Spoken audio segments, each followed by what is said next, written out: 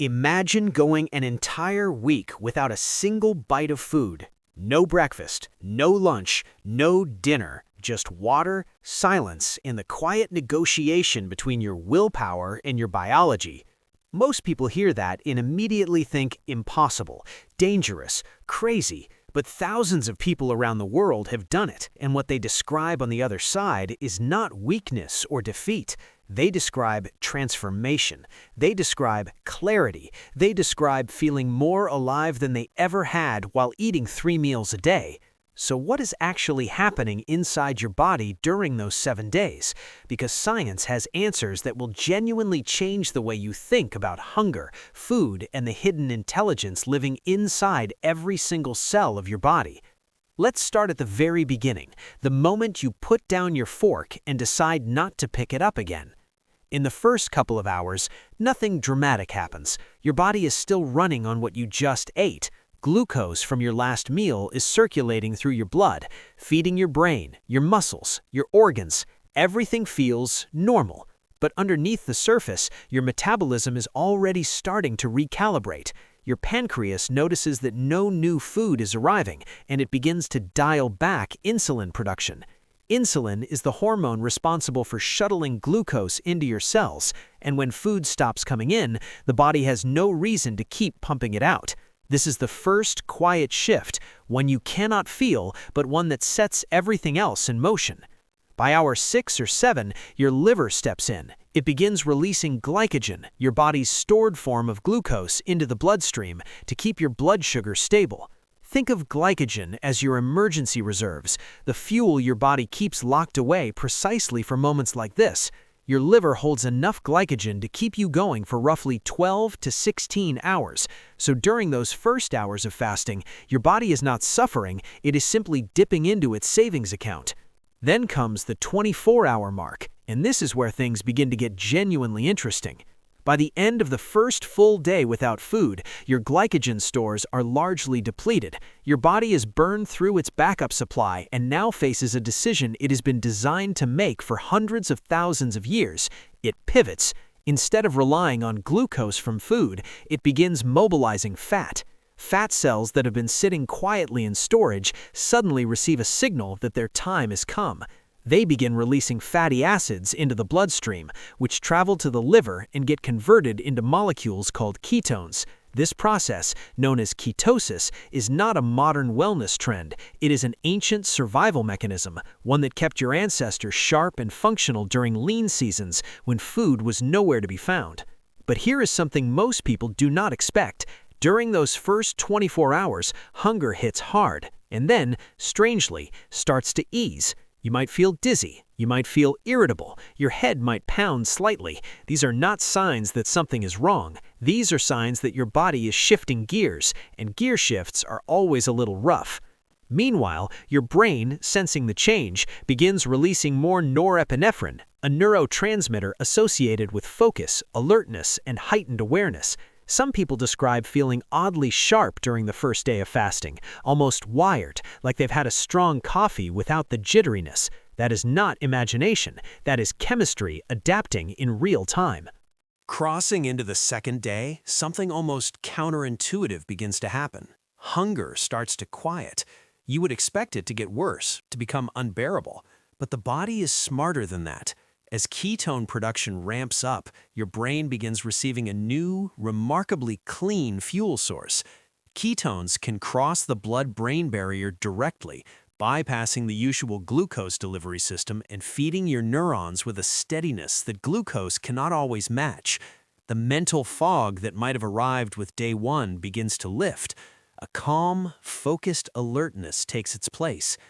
Ancient hunters and gatherers lived in this state regularly. They had to. When food was scarce, the body could not afford to shut down the mind. Evolution made sure of that. Your brain in a fasted state is not a struggling brain. It is a brain reverting to one of its oldest and most effective operating modes: sharper, quieter, more present. Emotionally, day 2 can be strange territory. Some people feel a kind of lightness they cannot fully explain, an unusual sense of peace, as if the mental chatter that normally fills every waking moment has been turned down several notches. Scientists believe this is partly connected to shifts in serotonin and dopamine, the brain's primary mood-regulating chemicals. The body, in the absence of food, begins modulating these systems differently, almost as if it is rewarding you for enduring. It is a natural internal high, not manufactured by anything external, just your own biology recognizing resilience in responding to it. But while the mind starts to find its rhythm, the body is doing quiet, remarkable work behind the scenes. At around the 48-hour mark, a process activates inside your cells that scientists consider one of the most profound biological mechanisms ever discovered.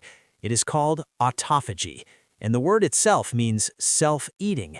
Before you recoil from that description, understand what it actually means.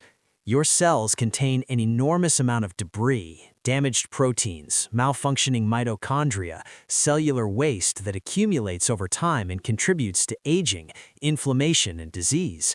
Under normal circumstances, with food constantly arriving, your body does not have the metabolic bandwidth to deal with this waste efficiently.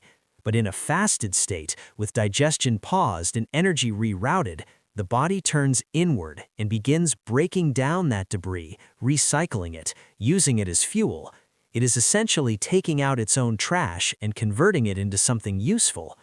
The significance of this process is not small. A Japanese scientist named Yoshinori Ohsumi dedicated decades of his life to studying it and was awarded the Nobel Prize in 2016 for that work.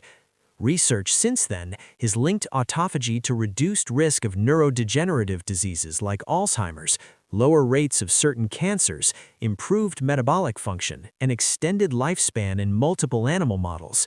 When you fast and trigger autophagy, you are not starving yourself. You are activating a biological housekeeping system that most people, with their 3 meals a day and constant snacking, never fully engage. By the third day, the transformation deepens. Your metabolism has made a decisive shift. The body now treats fat as its primary currency. The liver is running at full capacity, churning out ketones to fuel your brain and vital organs. Your heart rate may drop slightly. Your core body temperature might dip a degree. Your digestive system, for perhaps the first time in years, is completely at rest. And in that rest, something remarkable begins. Energy that your body would normally spend processing food, which is an enormous metabolic task, is now redirected towards cellular repair. Tissue damage that has been waiting in a queue gets attended to. Inflammation markers begin to fall. White blood cells, the soldiers of your immune system, begin to regenerate. There's a reason why so many ancient cultures across so many different traditions prescribed fasting as medicine. They did not have the science to explain it, but they recognized the results. People came out of extended fasts looking differently, moving differently, thinking differently. Now we understand why. Day 3 is where the body stops fighting the fast and starts working with it. That said, it is not without difficulty. Dizziness can arrive uninvited. Sleep might become fitful as hormones recalibrate overnight. Headaches may linger. These are not signs of failure, they're signs of adaptation. The body is a self-correcting system, and what looks like distress on the outside is often deep internal reorganization happening below the surface. Electrolytes, sodium, potassium, magnesium, become essential at this stage. Without them, the adaptation falters. With them, the body finds its footing and keeps climbing. Day 4 brings something that almost everyone who has fasted this long describes, and almost no one outside the experience believes. Energy. Real energy. Not the frantic, caffeinated kind, but something steadier, something that feels almost architectural in its stability.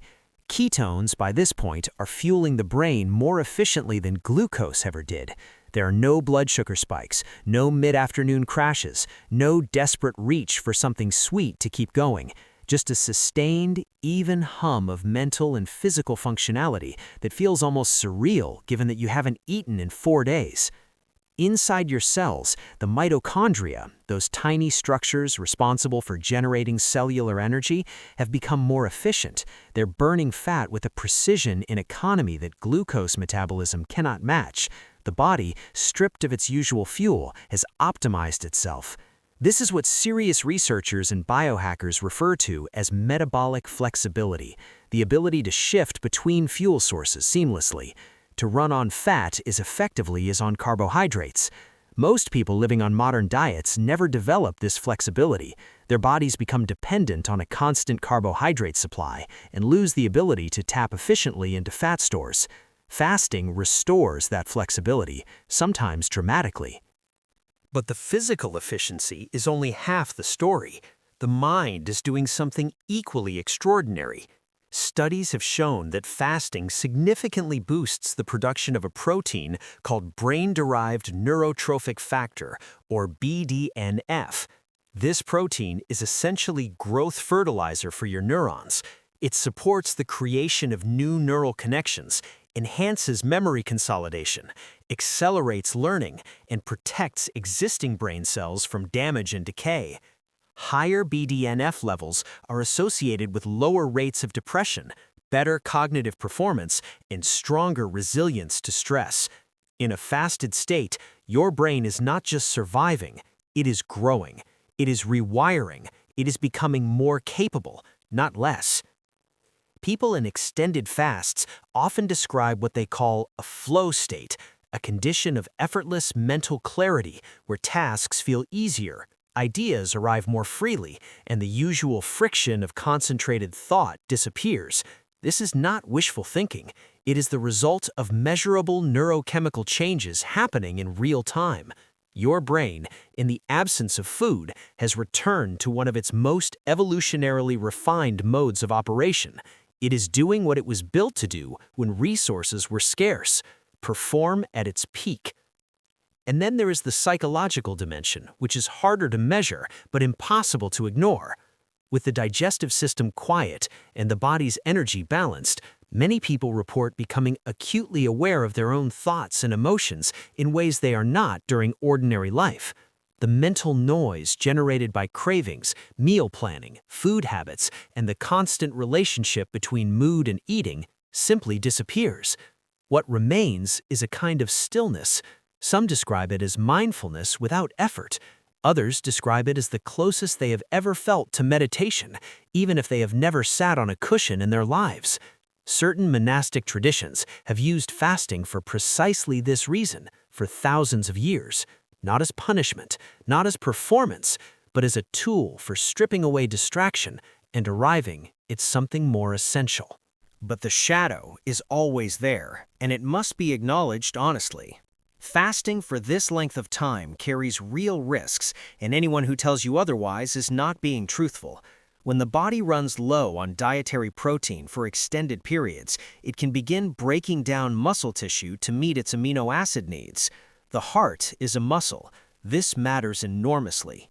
Electrolyte imbalances, particularly in sodium, potassium, and magnesium, can disrupt the electrical signals that keep the heart beating in its proper rhythm. Arrhythmias, dizziness, confusion, and in extreme cases, cardiac events are documented risks of prolonged fasting without proper mineral support and medical oversight. This is not a reason to be afraid of fasting. It is a reason to respect it. For anyone considering a fast longer than 72 hours, medical supervision is not optional. It is the line between a transformative experience and a dangerous one. The difference between those two outcomes often comes down to preparation, electrolyte management, and knowing when to stop. By day 7, if you have arrived there safely, something is shifted that goes beyond biology. The body at this point is operating at a level of adaptation that most people never witness from the inside. Fat-burning efficiency is at its highest point. Autophagy has been running for days, systematically clearing cellular waste with a thoroughness no supplement or detox protocol can replicate. Inflammation markers are lower than they have likely been in years. Stem cells have begun activating, repairing tissues and reinforcing the immune system from the ground up. White blood cell regeneration has accelerated. The gut, having rested completely, is primed for a fresh start. But beyond all of that, beyond every measurable biomarker and cellular mechanism, the people who reach day 7 consistently describe something that science can point toward but not fully capture: a profound sense of stillness, a quieting of the noise that usually defines waking life, an emotional clarity that feels less like an achievement and more like a return, as if all the consuming and accumulating and rushing that fills ordinary days had been obscuring something that was always there. Gratitude becomes visceral. Simple things, the smell of water, the warmth of sunlight, the sensation of breathing, register with an intensity that feels almost embarrassing to admit. This is what deprivation stripped of its suffering can look like, not punishment, revelation. And then comes the return, which is in many ways as demanding as the fast itself. After 7 days without food, the digestive system is not ready to receive a normal meal. The stomach has contracted. Digestive enzymes are at reduced levels. The gut lining is sensitive and unaccustomed to processing solid food. The first meal, if approached carelessly, can cause a dangerous reaction called refeeding syndrome. When food suddenly floods a depleted system, insulin sharply spikes and electrolytes rush into cells too rapidly. This can cause severe imbalances in potassium, phosphorus, and magnesium, all of which are critical to heart and neurological function. In extreme cases, refeeding syndrome can be fatal. This is not a theoretical risk. It has happened, and it serves as a sobering reminder that how you end a fast matters every bit as much as how you begin one. Breaking a 7-day fast should begin with small amounts of easily digestible foods, diluted broths, freshly pressed vegetable juice, small portions of soft fruit. The stomach needs to be reintroduced to its purpose gradually, the way you would ease a long-rested engine back into operation, rather than flooring the accelerator on a cold machine. Over several days, complexity is reintroduced slowly. The gut microbiome, that vast internal ecosystem of trillions of microorganisms, begins to reactivate, and the foods you choose during this window significantly influence the trajectory of your gut health in the weeks that follow. What the science confirms, drawn from research institutions including Harvard, Stanford, and the University of Southern California, is that prolonged fasting does not simply pause the body, it resets it. It activates genes associated with longevity, it reduces oxidative stress, it triggers immune system regeneration, it improves insulin sensitivity in ways that can persist long after eating resumes. In animal studies, periodic fasting has consistently extended lifespan.